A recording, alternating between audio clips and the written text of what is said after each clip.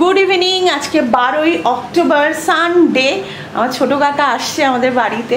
ছোটো কাকা আগে গৃহপ্রবেশের দিন এসেছিল, তো আমার গৃহপ্রবেশের পর এই প্রথমবার ছোটো কাকা ছোটো কাকিমা আবার আসছে। তো আমরা খুব হ্যাপি। অনেক রান্না বান্না করেছি, পুরো নিজে হাতে রান্না করেছি। আমার কাকারা এলে, মেজো কাকা যখন এসছে তখনও আমি করেছিলাম। বাপি যেগুলো ভালোবাসতো ঠিক সেগুলো রান্না করেছি। বাপি আমার হাতে মাটন খেতে ভালোবাসতো, মাটন করেছি, ফিশ ফ্রাই করেছি। মাটনের কালারটা তোমাদের দেখাই, চলো। এই দেখো মাটনটা করেছি। এবার কীরকম হয়েছে খেতে সেটা আমার কাকাই বলবে, তবে সৌরভকে আমি টেস্ট করিয়েছি, সৌরভ বলেছে বেশ ভালোই হয়েছে। আর এখানে চাটনি আছে, এটাতে একটু মিষ্টি কম হয়েছিল তাই আবার মিষ্টি দিয়েছি। জিরা রাইস করবো বলে জাস্ট ভাতটা বসিয়েছি। জিরা রাইসটা কমপ্লিট করে রাখলাম। আর আসলেই গরম গরম ফিশ ফ্রাই ভেজে দেবো, এই যে। আর রাখিদি তো দুর্দান্ত একটা খাবার তৈরি আমায় শিখিয়েছে, সেটা হচ্ছে ফ্লোট। আমার বাড়িতে যেই আসে তাকে আমি ওই আইসক্রিমের সাথে কোল্ড ড্রিঙ্কস মিশিয়ে করে দিই আর তারা খুশ হয়ে যায়। সত্যি এটা তোমরাও করো, আমার ব্লগে আছে কিভাবে বানাতে হয়। এটা যদি করে খাও না, মানে নিজেরাও খাও, দেখবে রিফ্রেশ হয়ে যাবে। দারুণ লাগে, দারুণ লাগে। দিন বাদে ছোটো কাকা আসছে, সত্যি খুব ভালো লাগছে। আর আমার কাকা পিসিদের আমি খুব ফেভারিট, খুব ফেভারিট। আমিও ওদের ভীষণ ভালোবাসি, ভীষণ ভালোবাসি। মানে আমি একটু বেশি আমার ঠাকুমার বাড়ি হ্যাঁসা, ওদের খুব ভালোবাসি আমি। আর আমার দিদিমাকেও আমি খুব ভালোবাসতাম। দিদিমার কাছে আমি পুরো বড় হয়েছি, অনেকটাই বড় হয়েছে। আমার পরপর দুটো বোন, তো তখন আমি দিদিমার কাছে থেকে স্কুল গেছি, তাই আমার দিদিমারও কিছু স্বভাব আমার মধ্যে রয়েছে।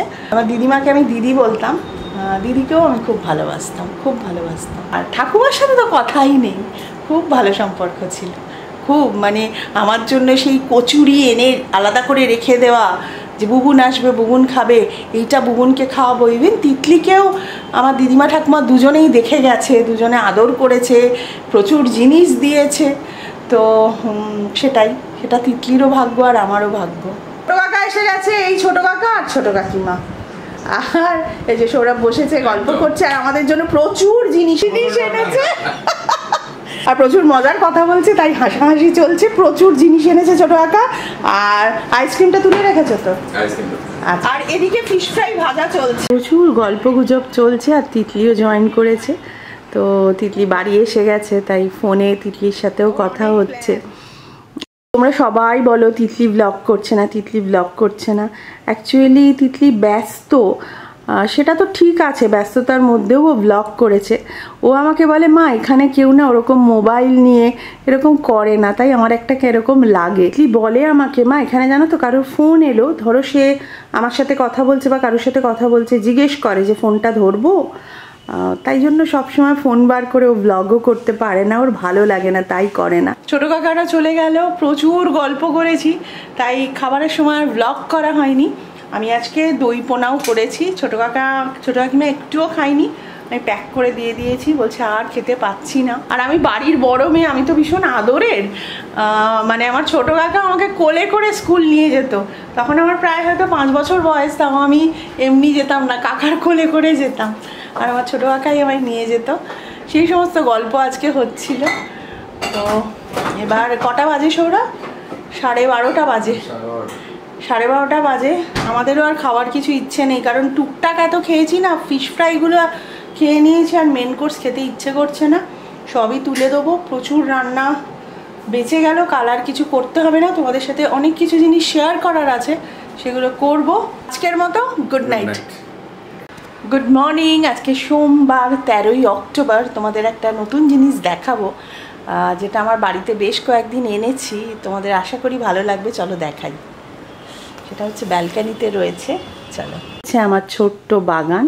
তোমরা তো জানোই এই দুটো বোগেনভিলা লাগানো হয়েছে, একটা ইয়েলো, একটা হচ্ছে ওই পিঙ্ক কালার। এই যে হলুদ পাতার গাছ, এটা আমাকে রেখা এনে দিয়েছে, এটা আমি নতুন লাগিয়েছি। আর এরকম একটা স্ট্যান্ড আমি কিনেছি, যেখানে সুন্দর করে আমি টবগুলো রেখেছি, একটা তুলসী মঞ্চও রেখেছি, ছোট্ট তুলসী মঞ্চ। আর এখানে খুব একটা ভারী গাছগুলোকে রাখিনি, অ্যালোভেরা বলো, বোগেনভিলা বলো, এগুলো নিচেই রেখেছি।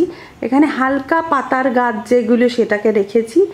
আর একটু সাজানোর চেষ্টা করেছি। এটাও শক্তপোক্ত, হালকা নয়। আমার বেশ ভালো লেগেছে এই ডিজাইনটা, আরও নানান ধরনের ছিল, এটা আমার ভালো লেগেছে।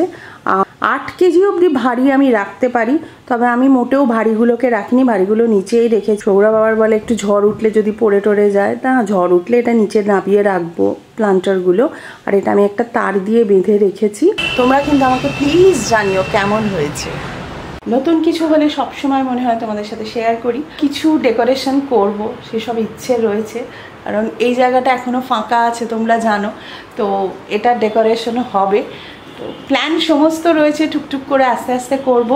ফ্ল্যাটের দরজার বাইরেটাও আমি প্ল্যান করেছি কিভাবে সাজাবো, সেটা আমি করব, তোমাদের সাথে সব কিছু শেয়ার করব। যদি আমাদের ফ্যামিলির কিছু তোমাদের ভালো লেগে থাকে, প্লিজ যারা এখনও পরিবার.com-কে সাবস্ক্রাইব করোনি, সাবস্ক্রাইবটা করে দিও। আর যদি ভালো লাগে একটা করে লাইক কমেন্ট করে দিও। তোমাদের প্রত্যেকটা কমেন্ট আমার কাছে খুব দামি। আর সবাই ভালো থেকো। আজকের মতো টাটা।